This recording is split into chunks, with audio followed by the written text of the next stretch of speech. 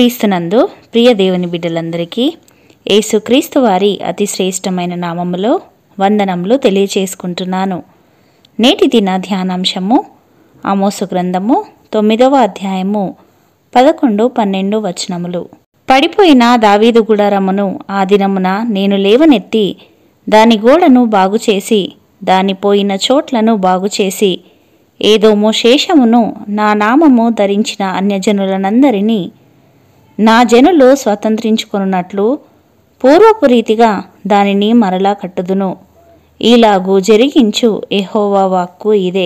ప్రియులారా, ఇశ్రాయేలీయులు దేవుని మాటకు అవిధేయత చూపిస్తూ వస్తున్నారు. ఎందరు ప్రవక్తల ద్వారా దేవుడు వారిని హెచ్చరించినప్పటికీ కూడా వారు దేవుని మాటకు చెవియొగ్గలేదు, దేవుని గద్దింపును స్వీకరించలేదు. అయితే దేవుడు కల్దీయుల చేతికి వారిని అప్పగించినాడు. వారికి పరిశుద్ధ స్థలముగానున్న మందిరములోనే వారి యవనులను ఖడ్గము చేత సంహరించెను. అతడు యవనుల యందైనను యువతుల యందైనను ముసలివారి యందైనను నెరసిన వెండ్రుకల గల వారి యందైనను కనికరింపలేదు. దేవుడు వారినందరినీ అతని చేతికి అప్పగించెను. దేవుని మందిరమును తగలపెట్టి యెరూషలేము ప్రాకారమును పడగొట్టి దాని యొక్క నగరులన్నిటినీ కాల్చివేసిరి. దానిలోని ప్రశస్తమైన వస్తువులన్నిటినీ బొత్తిగా పాడు చేసిరి. మరియు బబులోను రాజు పెద్దవేమి చిన్నవేమి దేవుని మందిరపు ఉపకరణములన్నిటినీ, యెహోవా మందిరపు నిధులలోనిదేమి, రాజు నిధులలోనిదేమి, అధిపతుల నిధులలోనిదేమి దొరికిన ద్రవ్యమంతయు బబులోనునకు తీసుకొని పోయెను. అదియుగాక కల్దీయులు దేవుని మందిరమును తగులబెట్టి యెరూషలేము ప్రాకారమును పడగొట్టి దాని యొక్క నగరులన్నిటినీ కాల్చివేసిరి. దానిలోని ప్రశస్తమైన వస్తువులన్నిటినీ బొత్తిగా పాడు చేసిరి. అయితే ఆ దినములలో దేవుడు విడిచిపెట్టేసిన యెరూషలేమునకు ప్రాకారము లేదు, దానిని రక్షించువారు లేరు, దానిని కావలి కాయువారు లేరు. జనులందరూ కల్దీయుల దాసోహమయ్యారు. కానీ యెరూషలేములోని ప్రజలు చెల్లా చెదురైపోయారు. అయితే ఆ సమయంలో దేవుడే వారి ఎడల ప్రేమగలవారై కాల్చివేయబడిన చెల్లా చెదురైన వారిని తిరిగి చెరలో నుండి రప్పిస్తానని, పడిపోయిన దావీదు గుడారంను తిరిగి కడతానని దేవుడు వాగ్దానము చేసినాడు. అయితే ప్రియులారా, దేవుడు నిన్ను నన్ను తన మందిరములో ఒలీవ మొక్కల వలె నాటారు.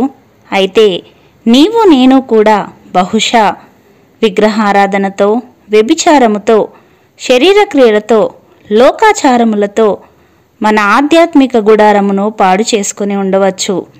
మన ఆధ్యాత్మిక గుడారము యెరూషలేము వలె ప్రాకారము లేనిదిగా కాల్చివేయబడి ఉండవచ్చు.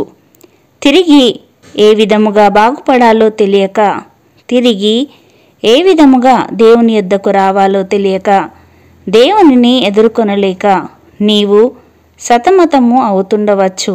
అయితే నేడు ప్రేమగల దేవుడు నీతో మాట్లాడుతున్నాడు. పడిపోయిన దావీదు గుడారమును ఆ దినమున నేను లేవనెత్తి దాని గోడను బాగుచేసి దాని పోయిన చోట్లను బాగుచేసి నా జనులు స్వతంత్రించుకున్నట్లు పూర్వపు రీతిగా దానిని మరలా కట్టుదును అని, అలాగే నీవు కట్టబడినట్లు నేనిక మీదట నిన్ను కట్టింతును. నీవు మరలా తంబురలను వాయింతువు, సంభ్రమపడు వారి నాట్యములలో కలిసెదవు. ప్రియులారా, దేవుడే నీ జీవితాన్ని కట్టాలని అనుకుంటున్నాడు. దేవుడే నీ గుడారమును బాగు చేయాలి అనుకుంటున్నారు. కారణము ఏమిటంటే ఆయన మనలను ఎంతగానో ప్రేమించారు. అందుకే తన ఒక్కగానొక్క కుమారునిని సైతము మన నిమిత్తము సిలువకు అప్పగించినాడు. కాబట్టి ఇంతగా ప్రేమిస్తున్న దేవుని యొద్దకు చేరి మన జీవితము వాక్యమనే బండపై స్థిరముగా కట్టబడినట్లు దేవుని యొద్దకు తిరిగి వద్దాము, దేవుని చెంతకు చేరుదాము. అట్టి కృప దేవుడు మనలకందరికీ దయచేయునుగాక. ఆమెన్. ప్రార్థించుకుందాము.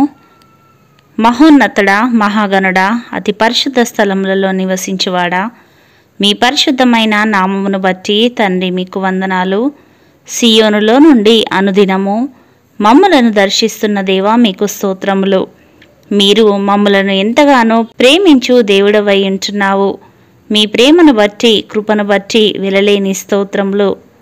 తండ్రి, పాడైపోయిన మా జీవితాలను మరలా నీవు కట్టి బలపరచి మమ్మలను నడిపిస్తున్నందుకు స్తోత్రములు.